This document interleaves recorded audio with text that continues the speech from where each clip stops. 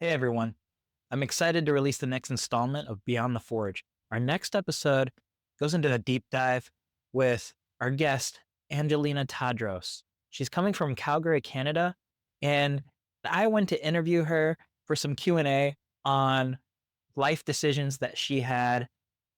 Angelina spent about 13 years in the civil engineering industry, most of that being a structural engineer.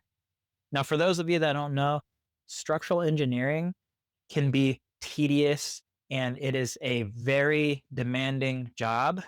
And it's in one of those fields where you really need to go to school and you need to learn a lot of technical aspects on how to do the job.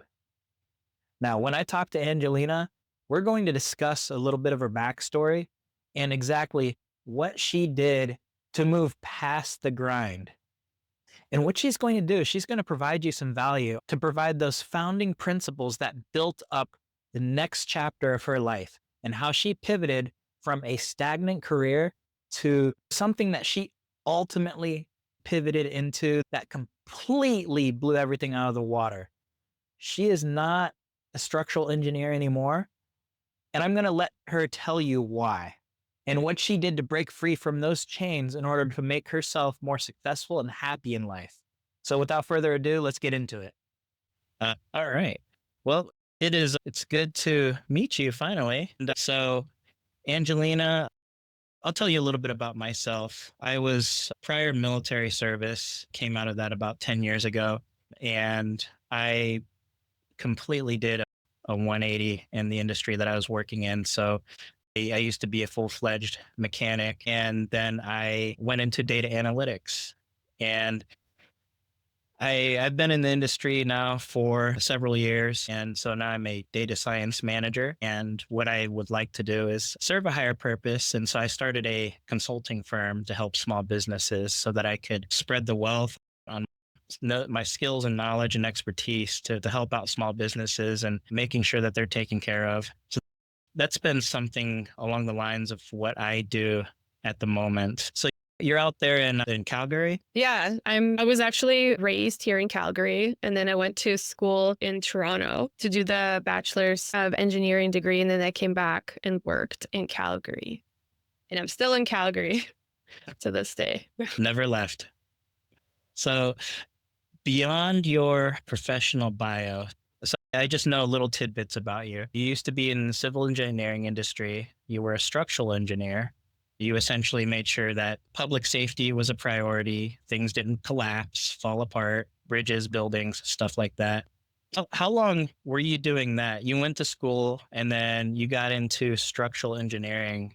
And how long were you doing that for? Yeah, I did it. I was in the industry for about 13 years.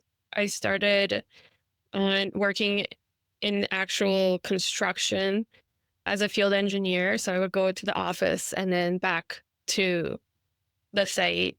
It was really tough for me because my personality at the time, it was more of shy, like didn't want to speak up, but the job required you to actually point out things that were wrong. So it was hard for me to tell a whole bunch of workers that, like, you did this wrong. Now I have to send you a non-conformance. But I persevered. I think it was a good learning experience to kind of come out of my shell. And then 3 years of doing that, I really didn't want to do it anymore. So I switched to doing more of structural design for oil and gas facilities here in Calgary. And that part of it I've done for about 13 years. So basically all of the infrastructure that they need for pipelines or pad development, I designed it and stamped it. And that obviously was a whole different hardship on its own because I had to, not only did I have to do the design, but I also had to speak up when I didn't agree with things. It was basically part of the responsibility. And that kind of the pressure of being so technical and then also having to speak up when things are wrong or I think that they're not meeting code, it really challenged me, but it made I feel like it helped me grow. And like when you grow and then everything else opens up for you. So all these other ideas and for me, like when I did physics, I didn't love physics, right? I liked engineering because it solved problems. So it's like a problem solving career, which I thought I was good at. And you get to work with numbers, which maybe like you're a data scientist. So you maybe like working with numbers. But for me, like the numbers and the problem solving, there's other things you could do, but maybe I didn't know about it at that time. So as time went on and I still felt like, there's so much pressure to do things on time and do them right. And did I really like doing this? I kind of started to think like, is there more? Is there more out there? And then that led me to this pivotal moment of exiting the engineering, like when COVID started in 2020. Yeah. I can imagine with COVID changed a lot for so many people. So when COVID hit and you came to this realization that, hey, I need to change. I need to change my priorities. I need to shift my life around. I need to just do something else. What made you start looking into social media management? Right now, you run a social media management company. How did you get into that? Can you talk a little bit about the transition? Yeah, it wasn't like a open the door type, close the door in engineering, open the door to social media transition. It was a little bit more convoluted than that. At first, during COVID, there's obviously so much time to reevaluate your life and your career path. Every time I thought about it, I always wanted to do retail, to do fashion buying, like the buying side of retail. But back in the day, I thought it would be too hard to make money from it because you had to establish yourself. It's actually hard to find a job. But at that moment, I thought, okay, well, I have some room to explore something else. And I just thought I have to try this retail management or I'll be regretting it. And then I found actually a course at the school that I went to Ryerson, and they had this course on retail management, and you could specialize in buying, in fashion buying. You can basically get an award as a buyer. So all the courses that you take will help you learn that industry. So I just signed up in 2020 and I still had my job, but I just started doing the course on the side. I finished it in 2022. And while I was looking for other jobs, I still couldn't find anything that I really liked because some of the companies they didn't want. I'm in Canada. So we have a lot of the good companies that people want to work for in the US. So it's really hard to get in with them because of obviously like the working visa and et cetera. They'd rather hire somebody local. So I started my own boutique, my own women's clothing boutique. So I would go and source the items and then I set up an online store and basically opened up shop. But while doing that, I started to look at, okay, well, how do I get people to know about my store? So I would look like, what's the proper SEO structure? How do I advertise? Like, how do I talk about my store? And then I realized that social media was very important for it, specifically at that time, Instagram, because Instagram is very much for fashion brands. It's very visual. People go there to look at as their reference point for fashion. So I never really had social media. I had LinkedIn since it started, but it was like a resume type LinkedIn. I only had it to keep in contact with colleagues and find a job if I needed to. But in Instagram, like I think I had it when I was younger, but that was like I didn't even know the platform changed so much. I didn't even know what it was used for. So when I started to figure it out and use it, I just really enjoyed it. And like I enjoyed the whole process of business building.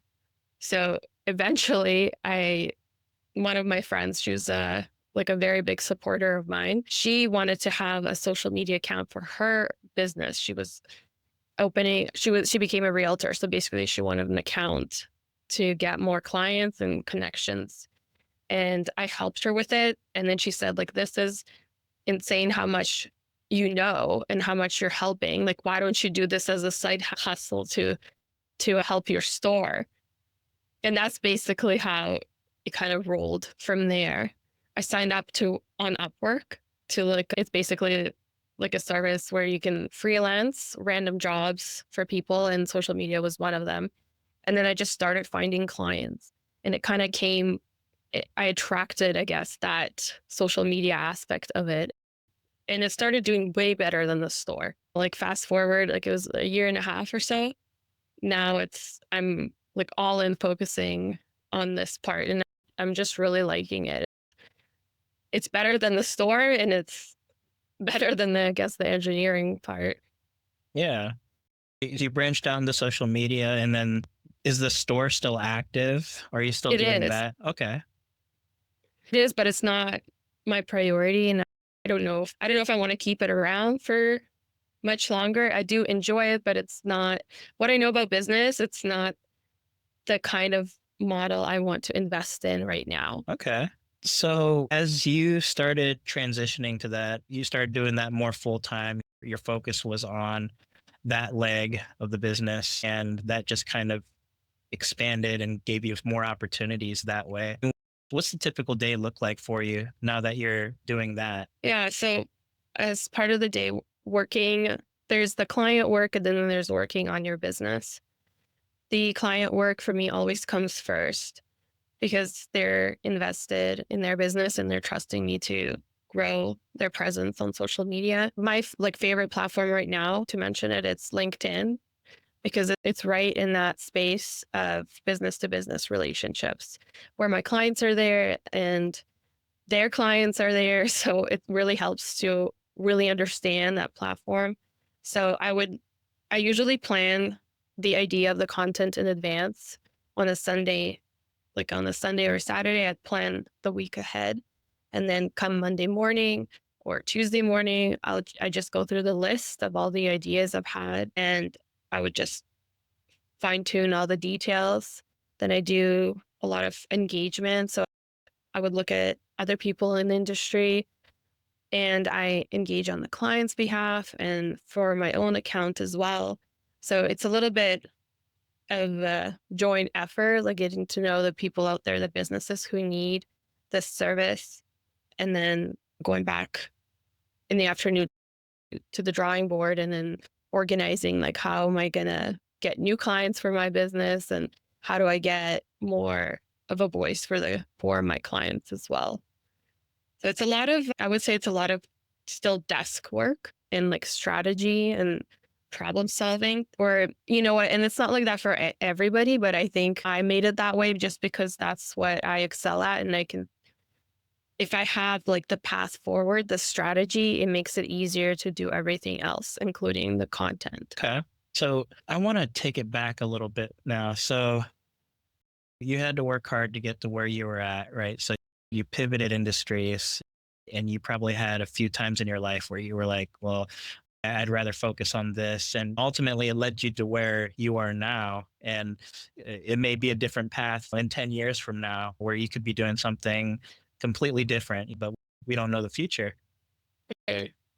Has there been any pivotal moment within your early childhood or in your life that kind of influenced you and what you take to apply that to what you do now? Yeah, that's a great question. In my childhood, I saw my family, like my parents, my grandparents, they really valued hard work and then also brain work. They thought you should do both to be a well-rounded. So they were really focused on education and finding a job that made sense, like something stable and a big company. But obviously, like things have shifted, I feel like in the last decade drastically, where the working at a company it's not safe anymore, right? Like they go through ups and downs and then they let you go, no problem.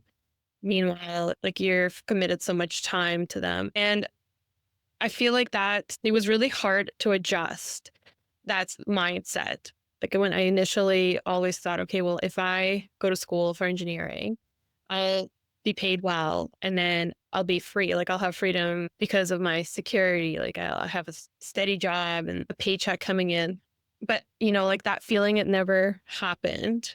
I was still like Sunday night, I was like worried about my work because it was so demanding. There was so many so much responsibility. So that initial, I guess, stereotype of like how you should live your life to feel like successful and safe, it flipped upside down basically for me because now I'm like, okay, well, everyone told me if I do this, everything's going to be great, but I'm not happy.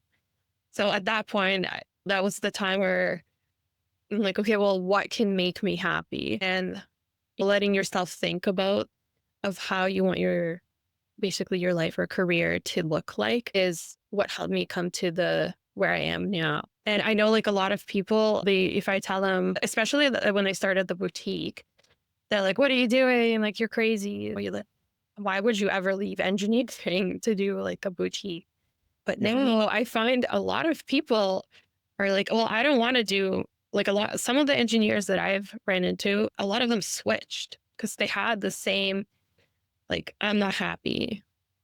This isn't like it's not worth the money's not worth it, right? Because it's not just yes, like you need to and I listened to you like your episode about your life and like the things that you have gone through. Like I definitely don't take for granted knowing that there's money like to pay for things in your family.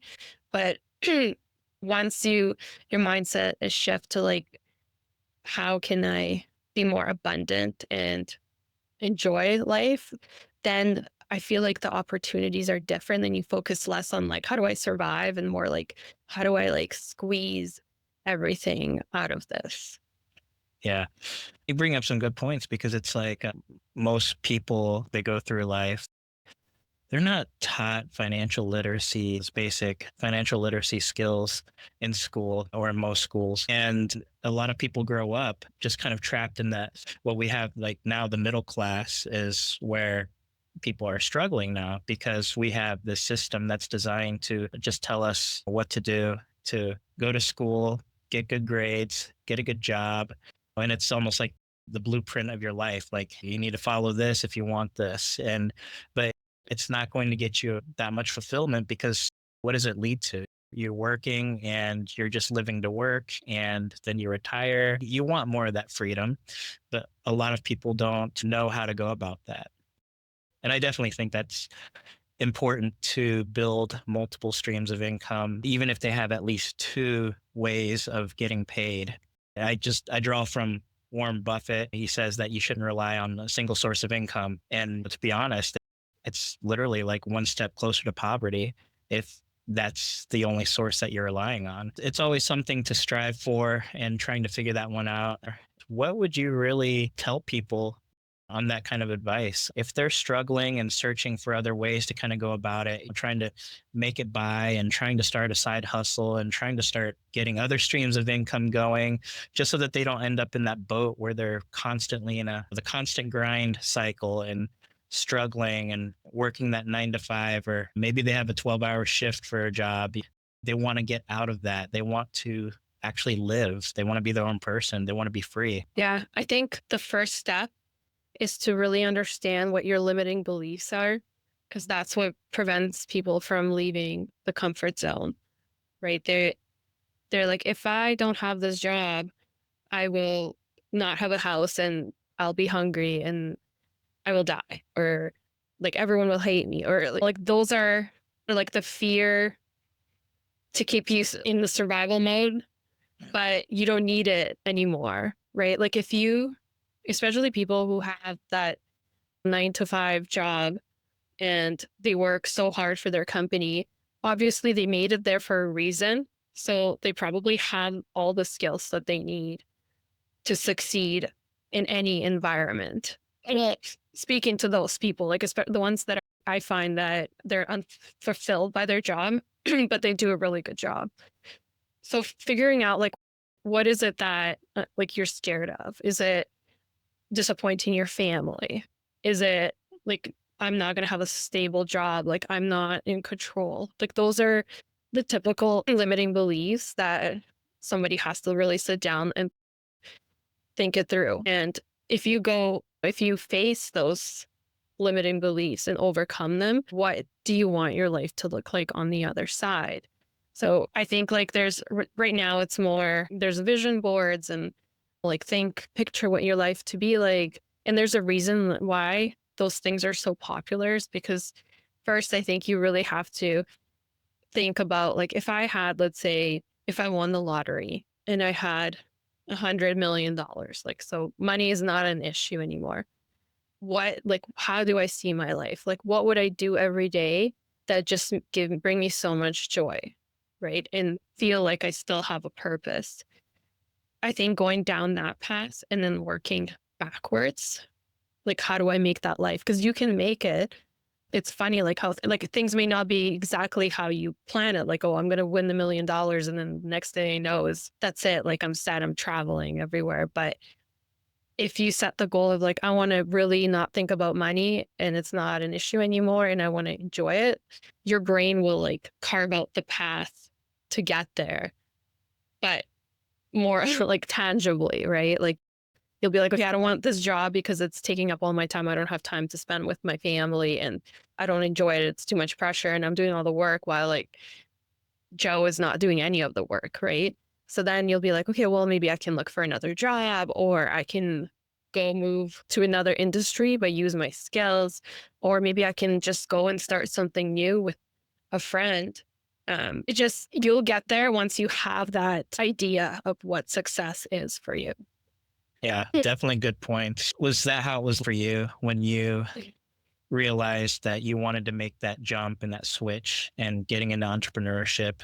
Was that pretty much how your journey was like when you had to kind of alter your mindset to go through that? Definitely. Yeah. And it was hard because everyone around me was always like survival mode, like with, because my parents, they like obviously that's how they knew. They're like, don't worry about enjoying it. Just make sure you have a job and make sure you do well and you like contribute well to society. But for me, sometimes like my mind would automatically, I guess, like try to go to those things, like to what I would enjoy most. So during COVID, there's a lot of time to kind of sit back. And I guess maybe like that's what was missing, that quiet time. When you're always busy, you just don't have that, right? You're constantly stressed or thinking about the next thing.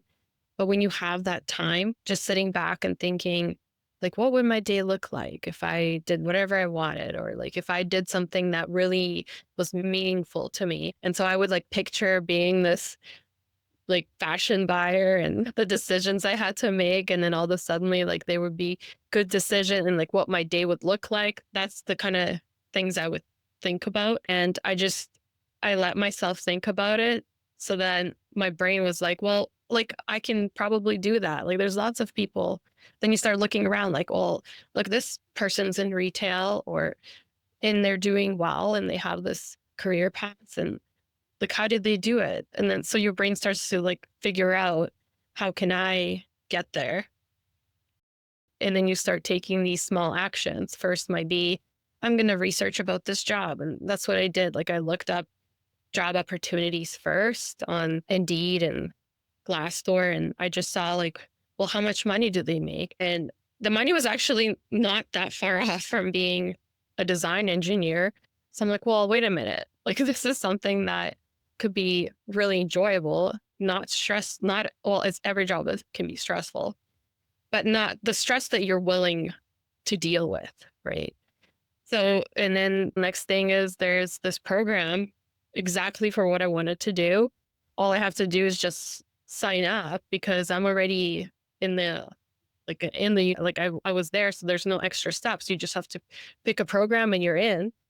And then like all these things, they just like start to fall into place because your brain already like found like what you it wants to do, right? And then everything else, like, it just picks up on these little cues, which is I think is crazy that, I didn't notice it before.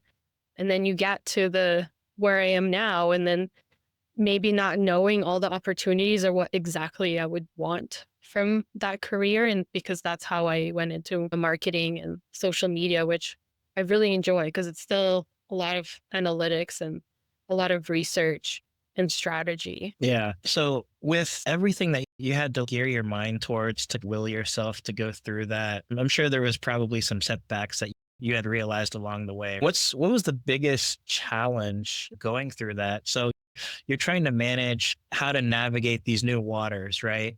And as you're trying to find out, you're trying to look at other people that are successful. You're trying to emulate how they're doing things, their processes, what works for them. What's been the biggest setback that you've realized and what you've learned from that?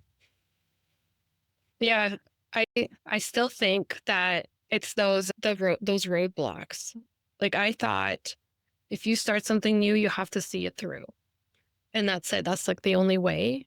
And that's not right when you like want to be an entrepreneur, like it's really trial and error. So knowing that, okay, well, I might have to change direction. I might have to eh, do something different and accepting it that, okay, like I think this is time to quit. It's not working out. That was a big one. And then the other one was, I guess, kind of like an imposter syndrome that people say, like, am I Yeah. really this person? Can I really do this? Like it's all like I guess like mindset, right? Talk again. Yeah, I hear that a lot, that a lot of people go through that. Maybe they're not cut out for it, or maybe they're getting in too deep, or that their expertise, maybe that's not what people are looking for. And these experts are going to see right through me and maybe think like, hey, I really don't know what I'm talking about. And so those things of imposter syndrome, those moments of doubt, like, how do you handle that when something starts eating at you like that? It's tough to handle it, I guess, like on your own. So I would always talk to my husband because he's right there and he's very supportive. And so he'll give a different perspective. So having to talk to somebody who's very close to you and wants what's better for you to kind of set the record straight, because what I see or what I think maybe not what he sees or the rest of the world sees. Yeah. So having maybe like I'd like to say like, oh, you can do everything like by yourself and you don't need anyone, but I think that's why it's important to have that support system. I am lucky that I always can like close the computer if I feel horrible. And then there's like my family who will accept me, right? Like they'll be like, oh, you'll do well no matter what you do. And maybe try this or so I think that's the biggest, like that support system is very helpful. And then the other one is just it's brain work. It's really like maybe you need to go and listen to a podcast or something that of someone who's dealing with a similar problem. And luckily for me, there's lots of podcasts of people like admitting their mistakes. And then once you like discover that community, maybe there can be like a networking event and people share their experience, or yeah, like a podcast that says like, hey, I tried these three different businesses and they went horribly wrong until I found this one thing that it's changed the direction and I knew what to do now. And then I'm successful. Right.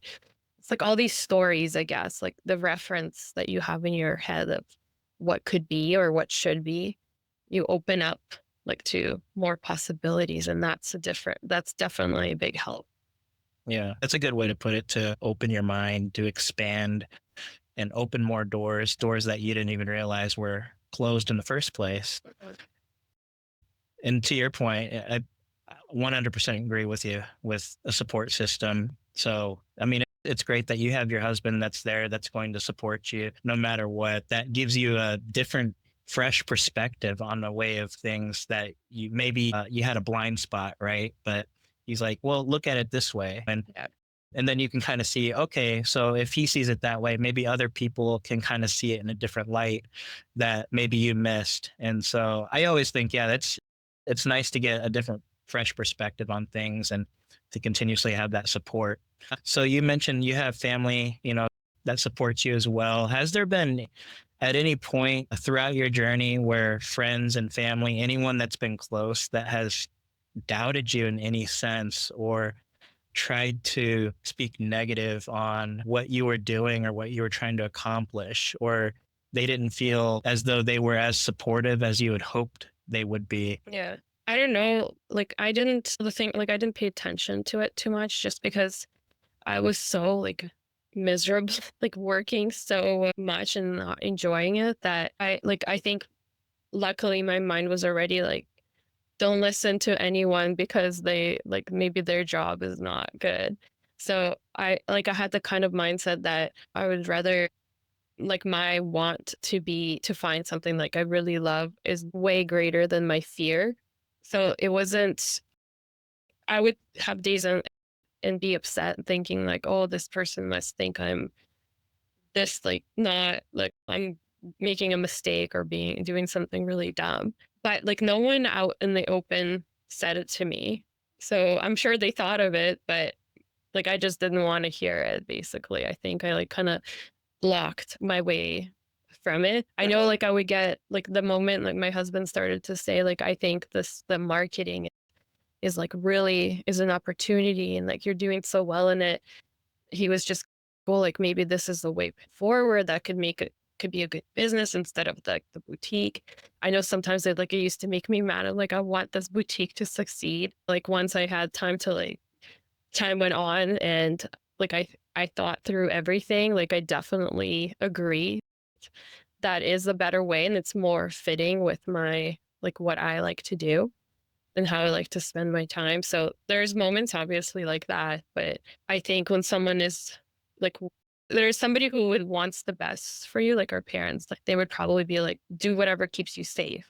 And then there's our partners who are maybe they're more like, well, maybe you should do something that makes you happy.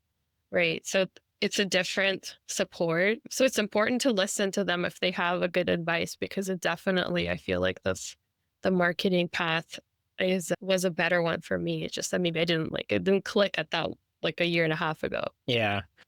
And I think it's good that you kind of saw the positive outlook on a lot of the path that you were choosing, where what you felt was going to make you happy was more overwhelming than anything else. So, and not a lot of people experience that. They'll have that overwhelming rush where they're like, I want to pursue this. This is my dream. I want this to, I'll be happy if I can pursue this and just run my business the way I want it to, serve the people I want to.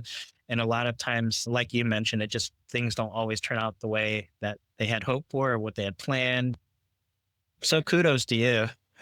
And I'm trying to think like with specific strategies that you think you'd recommend to somebody that are doing like a similar pivot, somebody that's kind of in that headspace that they can't get away from, where even if they're listening to podcasts or maybe they have different factors going on in their life or a different kind of support system, or maybe they do have people pulling them down, what would be that a piece of advice to someone that's kind of going through that, probably has that little rough where they're struggling but just to actually launch because they have a lot of things pulling them down? I think like your audience in marketing, your audience is like the main thing about everything that you do. And like me speaking about my journey, it's also has a specific audience. There are people who, let's say, they are, they bring, they support their whole family and their job is very important. So I, like, I think that the risk that you take needs to be evaluated. Like you shouldn't just take crazy leaps and become like a zookeeper, like because after being an engineer, right? Like and not knowing anything about the job or and having like all these, let's say, debts and family support. But if you have a plan, like if you really have a calculated plan, and so you're taking calculated risk, then those are the people like I want to speak to. So it is, they're all probably in my maybe with the kind of I guess like the work history that I have, which is they're not this is not like their paycheck to paycheck position. Like I didn't switch until I didn't even think about doing something different until I felt like I was stable, right? And had enough so like I don't need to be worried, let's say, about money. But so for those people, they should think, okay, like I already overcame that initial of like, I need to get this education, I need to get this job so I can have the money to survive. But then now, like, how do I live out my life so that I feel like I can contribute my value instead of just what was assigned, right? To just like make the paycheck. And then always think about, if let's say you have kids, how do you want your kids to suffer like the way you're suffering right now? Like, is there maybe a better way that you can help them find what they can do, like, then still get the money, but maybe enjoy it? That's how, that, like, those were my thoughts. People who are kind of in situations where they depend on their paycheck, it's different. Like, and I don't know, like, I wasn't there, so like I can't speak to that. But maybe thinking of like, how can you level up your skill so that either you can get a promotion and then have that room to explore something else, or how you can use your skill and maybe constantly look outside, like what businesses would need it, that will take me like to that more of, I'll enjoy doing it there and then get more, like, let's say more benefit from it. So maybe not like completely do a switch like I did, but look for which industry or which type of job can still use my skill, but maybe I'll enjoy it more. Yeah, sound advice. Basically, trying to master a skill or a process or just getting knowledge on what you can do and then taking that to the next level, whether it's not even a side hustle yet, but you're helping out somebody, maybe a local business, and then eventually scale up and have more people and start building a network and then doing that more. And hopefully that brings in a little more income for someone that needs that cushion. And yeah, and I can definitely see that too. There's many companies starting up right now. I think right now is a good time to volunteer. Like, if you still have your job, but then volunteer to participate in their whatever their new venture is, and see how, like, what skills they need, and then go back and then study, like, how can I level up? How can I level up my skill and in that area to be like, to get closer to do with what I want to do. Even if, like, let's say you're not working with someone, just going and taking things, a skill up as a hobby would be a good one. So like that's how like computers started. Like, people, it came from the hobbyists. Like, they're all started tweaking, working around like how to build the computer. Nobody was paying them, right? Until it turned into like, we all have computers now. And I would suggest doing that. Like, you're still getting that fulfillment from like working on a skill, but you're not like doing something drastic, like completely switching your job and then not having money to like for food. Yeah. And I think that's pretty solid advice. I think for anyone that listens to this that may be in that boat. So you took your skills and you applied that to what you do today. And so you created this business out of what you know now, and you're constantly learning. You're learning something new every day. You do different work with, it varies between clients, but for the most part, you're fine tuning different pieces, different processes, right? To make sure that you can build up on that and see how things work. So what are you most proud of building or creating up to this point? I think like seeing the like the whole entrepreneurial side through. I feel like I'm a lot different from where I was before. Like, I didn't even know some of the jobs that exist now existed, especially when it comes to businesses and all the digital stuff, like the search engine optimization and their whole ranking system and all like these hosting, like all these hosting and then domain. Like, I didn't even know you can use buy domains and sell them for more, like real estate. Like, I've never even thought about things like that. And Uh-huh. so I feel like everything just opened up so much more that I don't think the way I used to at all, where like, what is the job I can get? Doctor, accountant, engineer. Like, that was my mindset before. I had no idea, but now it's just like, find a really good skill that you like, and then you can make it fit to many industries. So right now, like, I would want my kids to start doing coding or like learning the coding language in their Absolutely. yeah, because I feel like, okay, well, that's like the next step. Like, you should everyone's been like, I can't, like, I don't, I took coding and as part of engineering, but like I forgot it and I don't really, like, it doesn't interest me. Like, I don't want to sit there and, and there's tools like to go around it now, which is great. Like, but like maybe my kids would enjoy that, or maybe it's like something that is going to be part of the deal that they should be doing at school. Yeah, absolutely. Carrying forward that knowledge, especially with all the opportunities that people have nowadays. I mean, it's so important to kind of take a look with a wider lens and see how people can take advantage of that. Yeah. I really want, like, I just want, like, I think the way I used to think and the way it is now, like, you don't need to be stuck in a job that you hate. And like, let's say if you're, if you want to appease someone, it's like let's say you're a people pleaser and you want to work late. Like every time somebody asks you, can you help me with this? And you're like, oh, I have to do it. Otherwise I'll get fired. Like that mentality, you don't need to have that mentality because it's not true. It's like, it's how you let your reality be. So if you have, let's say like, okay, I deserve to get paid for the extra work I take on from others.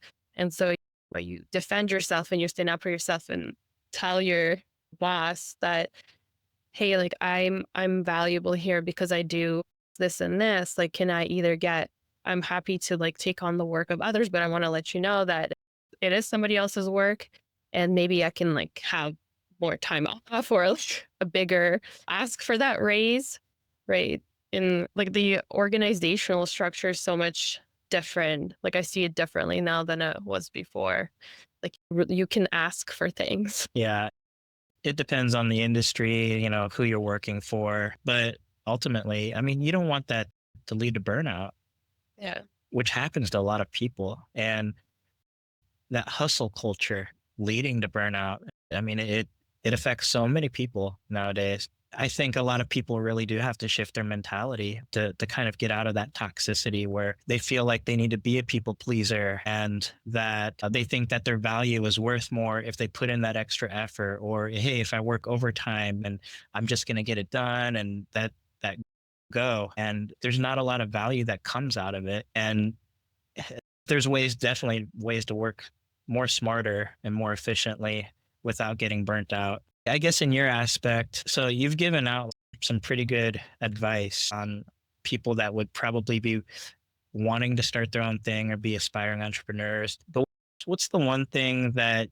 you feel that you would want to be remembered for as you're going through this process, as you're continuing to build your business, say you're passing down your legacy to the next generation? What are some things that you feel that you'd want to be remembered for? Probably like resilience, not being being like, I guess having less fear. I mean, fear is what keeps us safe, but more of like not the fear that I'm scared to try this because someone is gonna think less of me type thing. Or I don't want to try this because I'll fail. And then those people that I value their opinion are gonna think less of me. Because I think when you find things like that don't work out, when you try and then you find that, okay, this didn't work out, it's part of that problem solving skill that you need. Like you cannot just be successful because then you won't know what makes it work.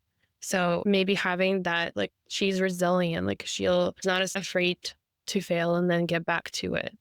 That, Uh, that time, that gap between like, okay, like this didn't work. I'm not going to sit here like for a year and like be upset about it or trying to find some job that I don't enjoy, but right away get back at figuring out like, okay, well, what will work? How can I make things better? So I think having resilience is very important in this life. And if somebody thinks that's what I am, then like that, I'd be happy with that. yeah, well, I think resilience is a good one. It's ultimately how you're able to bounce back when you take the Yeah. hard hits, and not how fast you can get up, but just the way that you can get up and keep pushing through. I know that's tough with so many things going on in the world today. I know you mentioned podcasts, right? So I got to ask, what are your top three? Podcast. Yeah. Mhm. I honestly, I used to only listen to audio, like Audible, like the audiobooks, but I haven't, like maybe if in a year's time I'd have more. But right now, I definitely listen to The Game with Alex Hermosi Mostly. because he's got very good, he explains things very simple which is like very good, like to kind of digest. And he's got really good business experience. The other one would be, I don't even know. I listened to your podcast and it was good. My up Here's and coming one. yeah. I'll take it if it's on the top three. Yeah, top three. And then I guess the third one is it's still open. Hey, if I'm ranking up there with Hermosi, Yeah, that exactly. Yeah. Yeah. On my Spotify there, it's got your podcast and the game. yeah. Well, we have some more episodes coming out, so just in post production right now. So I had a couple good discussions. So be sure to check those out. I guess maybe some other tidbits about you, maybe stuff that people don't know about you. I mean, is there like a daily habit that you can't live without? I guess for me, like I don't stop. And that's part of it being an entrepreneur, I guess. Don't stop learning. Uh-huh. I would always make sure to, like, I need to be updated on everything that's happening in terms of the marketing industry. So if it's new technology that's coming out to make things easier, I do like the AI image creation. Like that's maybe sometimes is a little bit of like a hobby of mine. Like I use Midjourney to create Uh-huh. some visuals, and those are actually pretty helpful because people use them for blog posts and they don't have to use the stock images that are available to everyone, like common creatives. You can make your own really cool ones. So I guess maybe that's what I enjoy doing aside from learning about everything about marketing is creating those images. I know like now there's people make them and then they put their digital signatures on them. But like most of it is like for I guess like game characters. But like the ones I make is more of realistic lifestyle type that it'll be hard to tell if it's a real picture or a fake one. Yeah, I do that too for like training presentations that I do. So Yeah. I hold workshops periodically, and so I'll try to go through it. And I mean, AI has come a long way in the last couple of years, but I do use a few tools or even how I construct something, whether it's a business framework plan or digital products, and how I'm going to structure that framework, how I lay that out. But I mean, I can talk AI all day. I could go What's your one into of your like what are one of your favorite tools right now? so right now I use Claude and Chat GPT for a few things. And I've been switching back and forth just because I wanted to see if it was worth it for me and what I value. I feel that you can kind of tweak Claude in a different way because you can create custom tones and how they speak, how they think. And then I always tell people that it's more effective to use the RAG implementation method.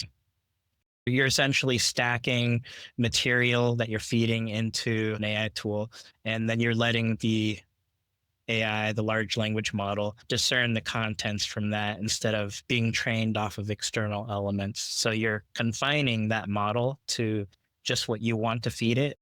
That gives you a much more accurate response based on what you intend to have it do. But yeah, I mean, AI, we're going to go leaps and bounds in the next few years. We're going to see it progress here in the next few decades where it's going to be light years ahead of where we're at right now. I enjoy working with AI coworkers because they don't have feelings and they'll never be in a bad mood. So I wanted to thank you for coming on and entertaining me for a little bit and just going through answering some questions and getting to know you in general. So it's been great. Yeah, for sure. Thank you Yeah. for inviting me. I haven't done too many podcasts, so I really appreciate it. I'm also asking these questions too for myself because I'm like, hey, you being in that transition, how was that? Or how'd you get around that? And a lot of times I want to know, what your answer to that was, how your mindset was, how you were able to navigate that. But more importantly, that's going to help somebody else out. They can get some value out of that. And so I think that's important. Yeah, exactly. Thank you for having me. Absolutely.